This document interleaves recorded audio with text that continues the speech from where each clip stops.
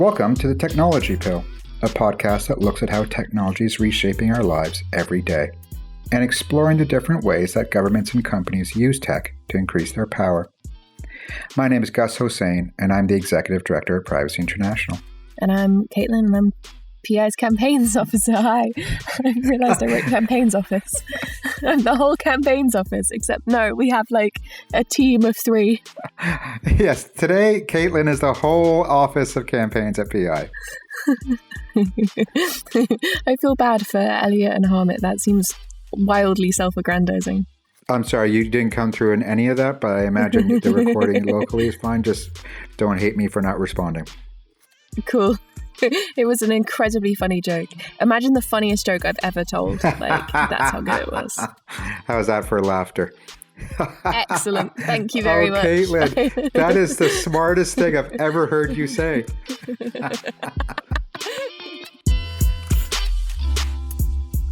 So just to add a particularly humane aspect to this podcast, because we're never one to try to gloss over any awkward facts, I'm currently recording this from Athens, and Caitlin is recording it from a camper van, which means the quality of the communication is quite challenging.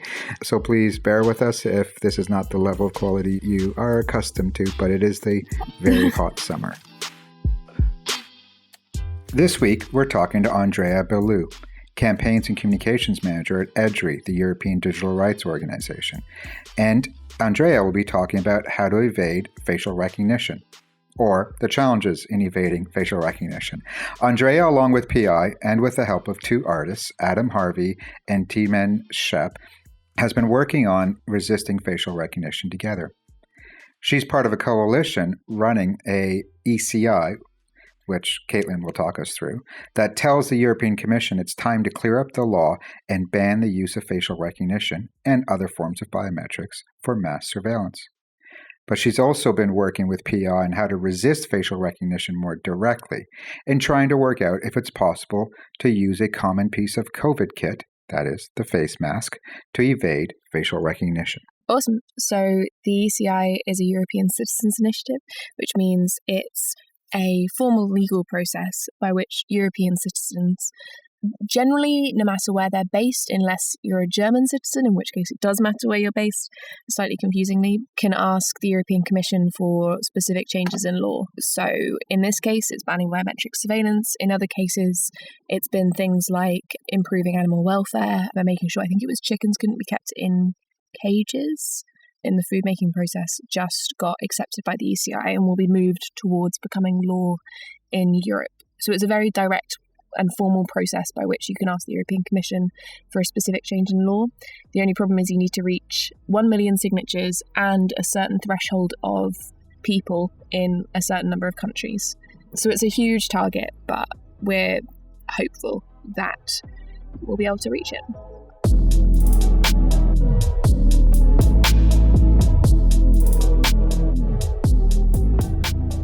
There are all these well-documented, methodical, and dare I say, legal articulations as to why facial recognition is troublesome. But from one advocate to another, what worries you so much about facial recognition? Is it the long-term potential? Is it what it says about our relationship with tech? Is it the specificities of how the tech is embedded in systems and deployed? What is it that essentially keeps you up at night and drives you on this issue?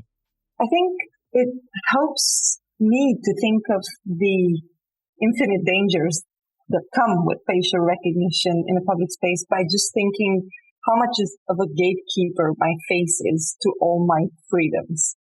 Because I can do so many things with my face, and in the same time, my face can be used in so many ways against me. And that is only when we're thinking about facial recognition, right? Because I'm thinking that in a broader sense, when we're talking about biometrics, is way beyond face, right? And I think from starting to being active in a political space when I was at university and joining student protests, it was so important to be not fully stripped naked of all the details in my personal life when I was in that protest, simply because the mere fact that I was in that protest could have endangered perhaps how I was perceived by my professors even, not even to mention the state-funded university that I was in, right? So especially because we were protesting against state-pushed kind of university conditions.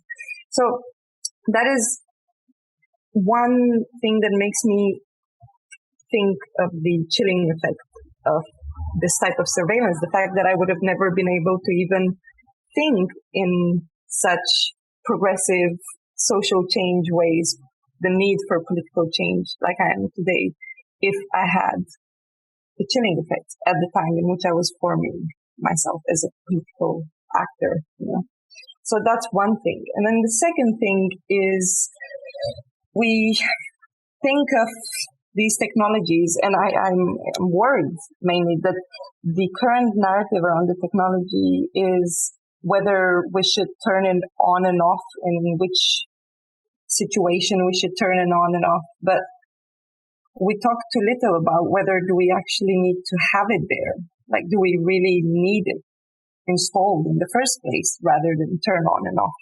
And in which cases? And I think that that's part of a broader kind of narrative that keeps on pushing all types of reasons for mass surveillance purposes. And the COVID pandemic offered a great example of how people's fears can be really, and anxieties can really be used against them when it comes to asking them whether they would choose personal freedom or a fight against a common shared enemy, right? And I feel like it's such an unfair narrative to have, because any human being, if asked to choose, do you choose your health, your child's health, your mother's health, or personal freedoms? Of course they would choose health, but it's such a wrong dichotomy to create. It's such a wrong choice to ask someone to make. So I feel like this is also something that worries me a lot, the way the choice is framed in a way that is not really a choice at the end of the day. So I'm basically, in a nutshell, worried about the health of civil society and our ability to build capacity moving forward among people that are willing to take action but might be scared of taking action. And I'm also afraid of the way people's fears and anxieties are, sometimes used against them to create these societies of suspicion and fear, just to push this type of technology. That's such an extraordinary and wonderfully encapsulated concern for the future.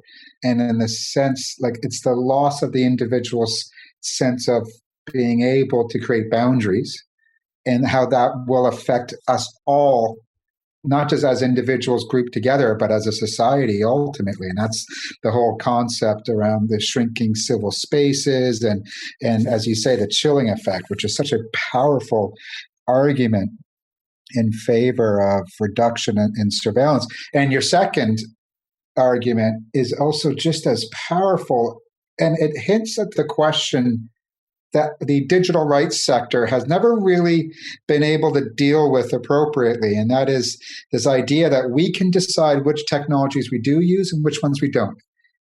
Often we rely on the argument that the genie's out of the bottle.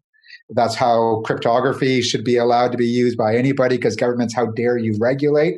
But equally, at this moment in time, there's a key moment in time around facial recognition that we can stand up and say, no, there are some technologies we choose not to allow in our lives. And it's just an interesting moment for us in that regard.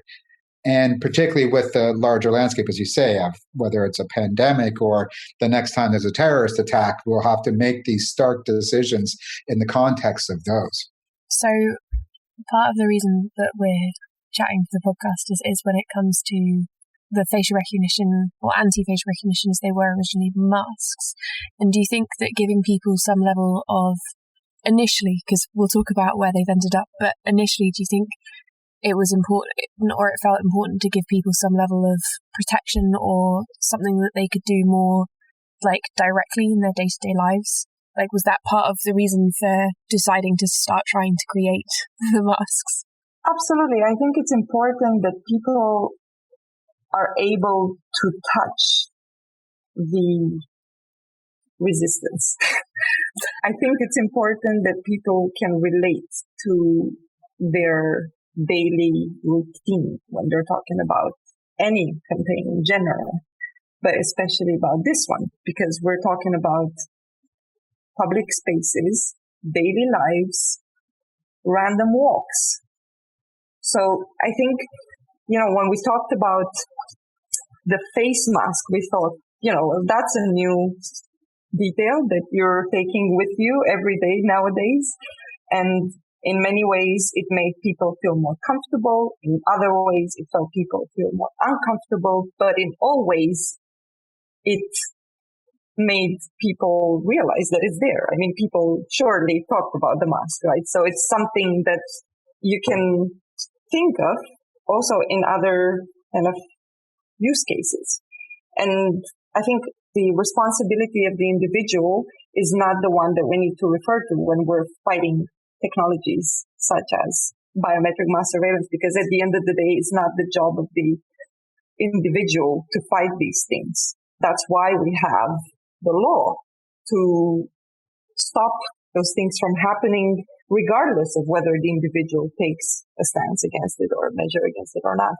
But being able to do something also shows you how difficult it is to actually succeed in resisting it. So, it's actually in the moments of resistance that you realize the power structures that are there, because they will start coming back at you as you're trying to resist something, right?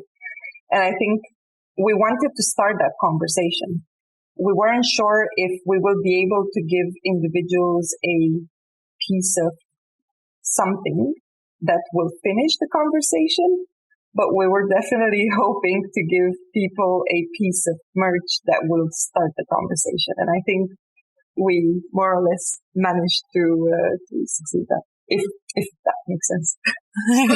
And on a systemic level, people can sign on to the European Citizens Initiative, the link for which we will put in the description wherever you're listening to this podcast.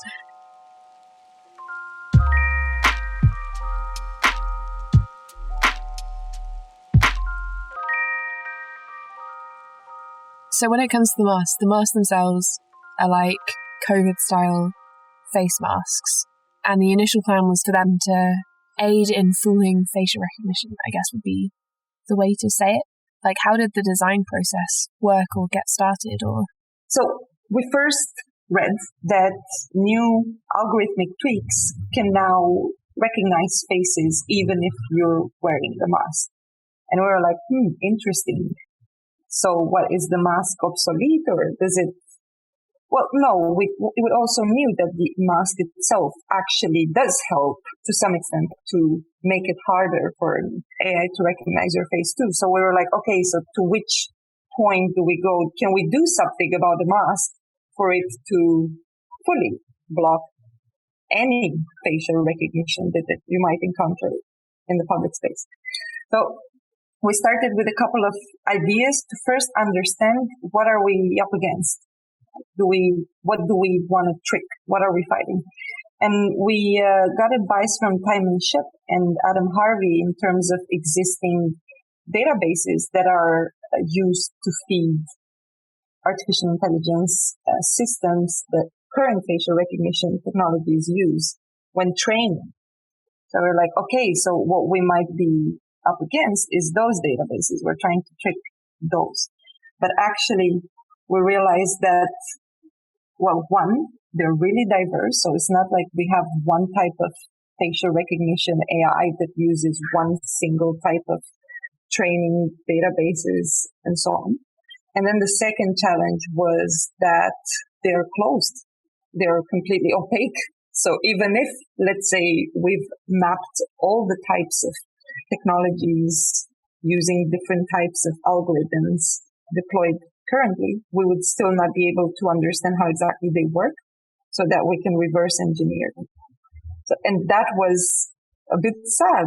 And in the same time, also reinforcing the idea that for an individual, trying to develop such resistance tools is a bit difficult, because even if with huge capacities and research teams, it would still be impossible. And I'm saying impossible because, yes, it might be possible to find one type of algorithm in an open source, database and look at how it works and find a design that completely dazzles it. But in the end, you might have other products deployed in many other different ways and different locations throughout Europe that are not using the same kind of logic. So then, you can have a mask for London, Soho, and another mask for, Tottenham Hale, another mask for Enfield because it's a bit higher up. And you keep switching masks. So that's not really what we need to end up with, right? So in the end, we said, okay, let's just write the story of why it was so difficult and why is it so impossible to actually reach a one mask fits all kind of outcome. And let's create a design that is associated with the story, but that we cannot vouch for as tricking all facial recognition in all public spaces. So yeah, there's the design. So the problem isn't it so much that it's impossible to make an anti-facial recognition mask, it's impossible to prove that it works because you can't get access to all the systems, right? It's impossible to prove that it works against Amazon recognition with a K because they're so cool, and Huawei's and this person and this person. That sucks butts. Are you interested in finding out more about what facial recognition actually is, what the different types are, and what you're likely to see in the wild? Why not check out our podcast from a few weeks ago, A Spotter's Guide to Facial Recognition, where we answer just those questions. So A Spotter's Guide to Facial Recognition. These technologies are so concerning, so problematic. This stuff matters, and that's this long journey that we're about to take you on. It's so weird and creepy. I mean, I imagine your face is also recognizing your face. Where exactly is it bad, and what can we do to stop that from happening? Okay, back to masks, the podcast, and Andreea. The story that we're kind of telling is, here is this thing, no one in the world, unless they're manufacturing all the facial recognition, but no one in the world can promise you that any solution works, definitely. The only real solution that would work is a ban. Is that fair? Absolutely. So what the mask is good for is obviously stopping the spread of the COVID virus to those around you, right? That we can vouch for, but nothing else. Of course, if you put the face mask on and a paper bag on top of your head, then yeah, it might also help completely protecting you from any facial recognition. But that's uncomfortable. So indeed, a ban on biometric mask surveillance in public spaces is actually the easiest, most comfortable, and fundamental rights, human rights friendly approach, I love the way you're speaking about this, because as advocates, we're always struggling between the question of individual autonomy to create change and that our adversaries are so big that they can crush individual autonomy. And so, are we in favor of a David and Goliath kind of fight, and we want to help David fight this huge Leviathan? Or are we trying to say that Leviathan's so big you can't fight it unless you undermine it in other ways?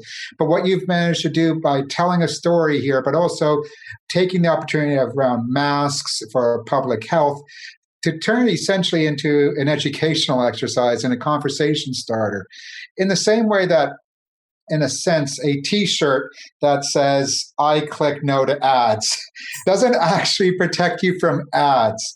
And nor do you clicking no necessarily protect you, but it's an articulation, it's a societal statement, and it's the beginning of a conversation where we know that training everybody across the planet on how to click no, or telling everybody to wear a mask isn't the solution, but at least they're having that conversation.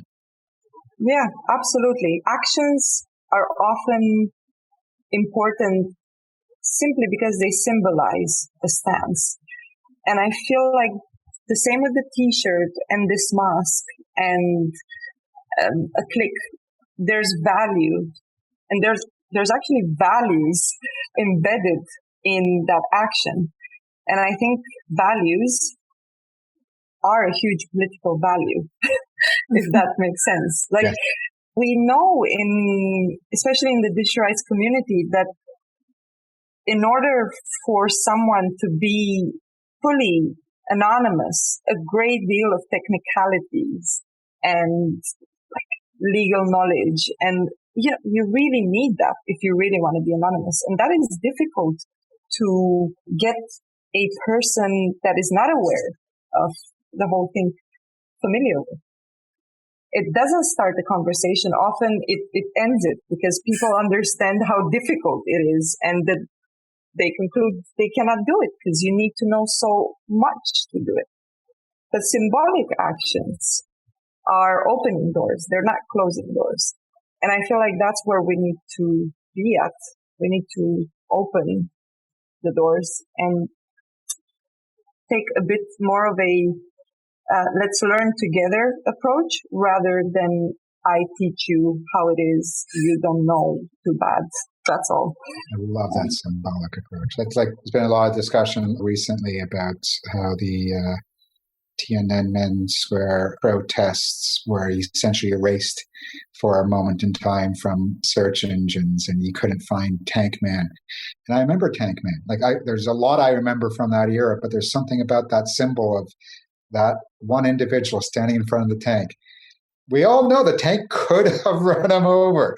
And we all know that the briefcase that he was holding was not going to be a safeguard, but it is the symbol. And that's very well put. Speaking of starting conversations, one thing I think is really cheeky and a very direct way of starting a conversation is on EDRi's website. You can buy a mask. You can also buy a mask and send one to an MEP, which I love. That's fantastic. And we'll also include the link to that down below.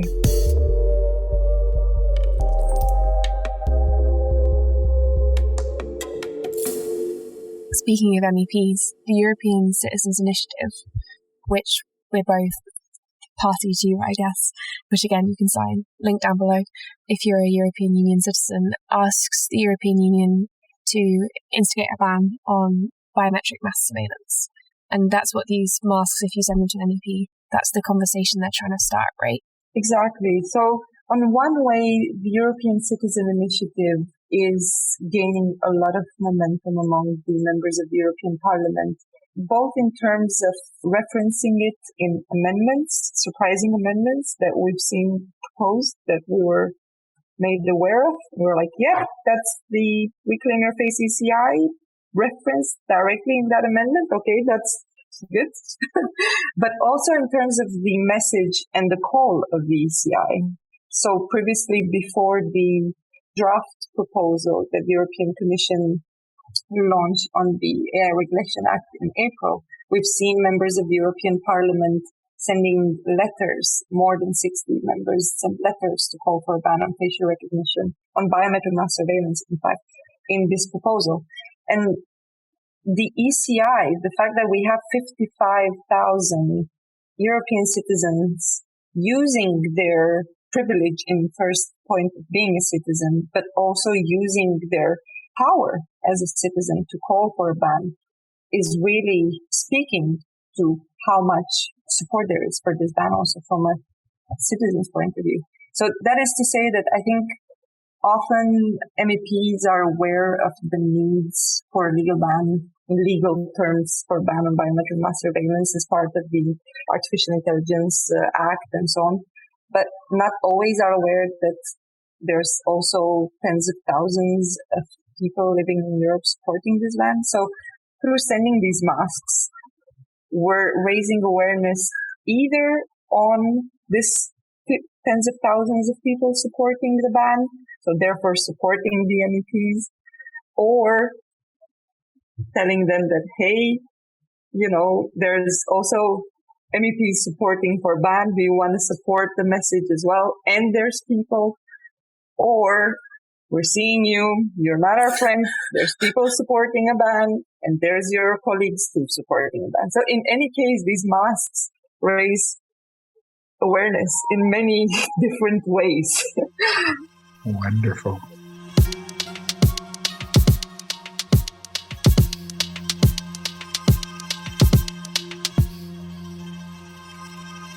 If people want to participate in, either they've got a million masks in the cupboard, or it's something they want to get more involved in.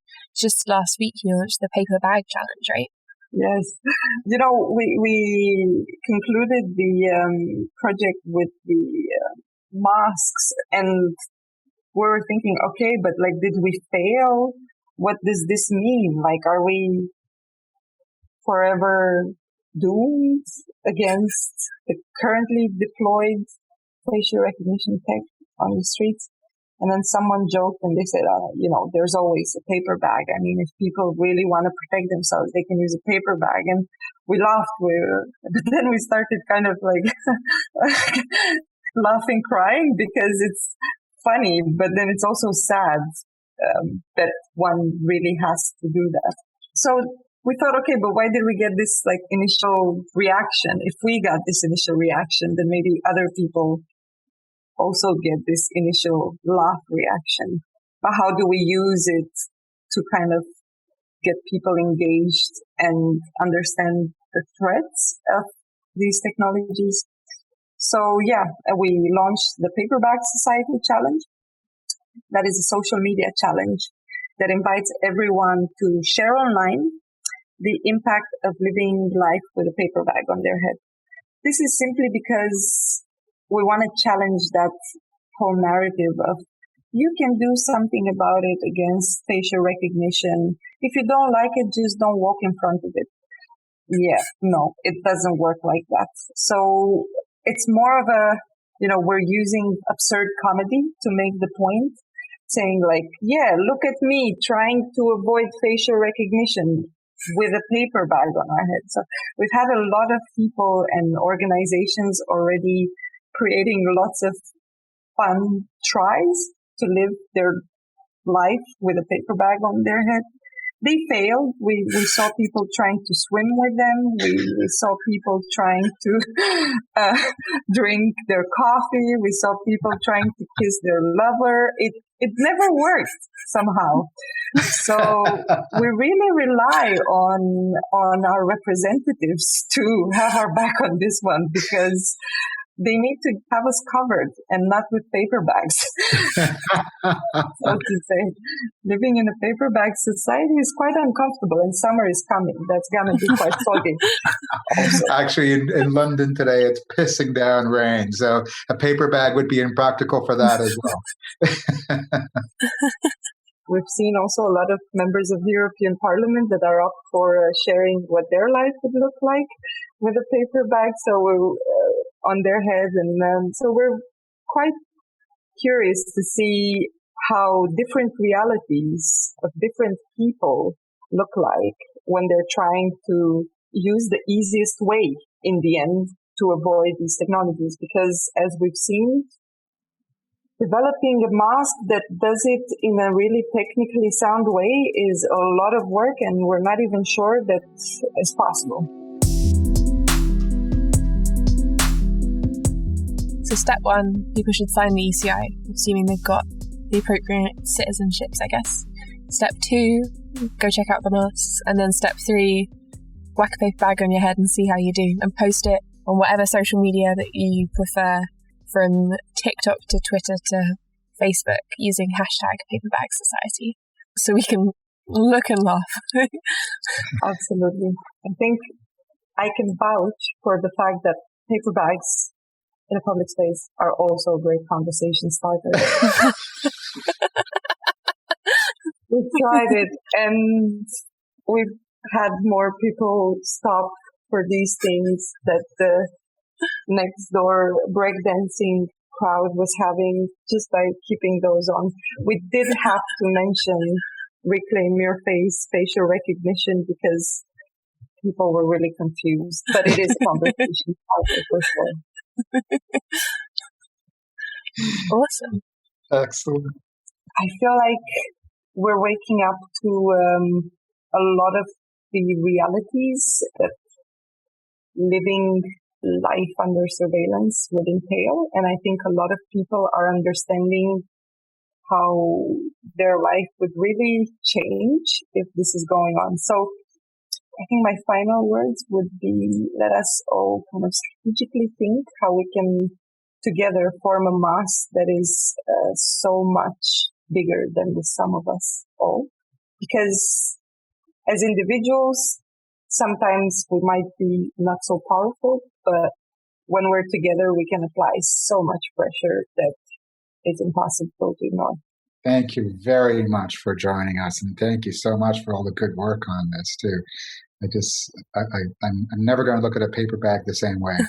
And I say that as a fan of the New Orleans Saints, whose fans often wore paper bags during the darker years because they never played particularly well.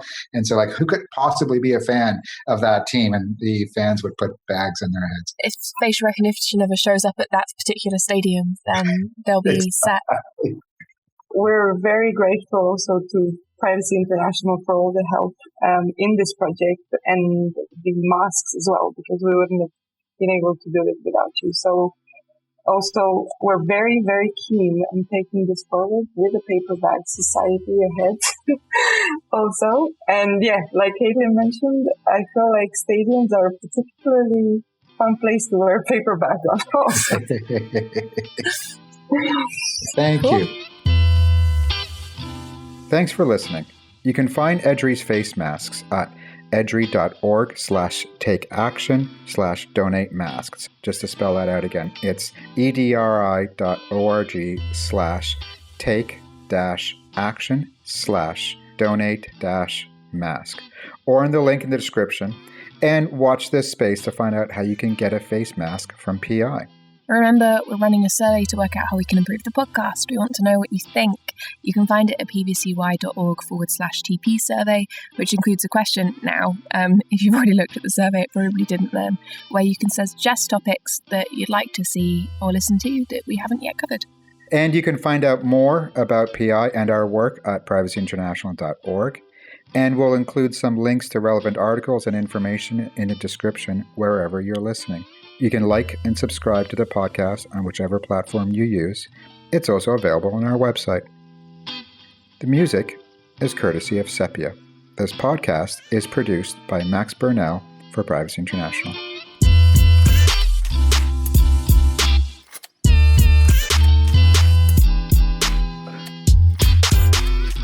Nice.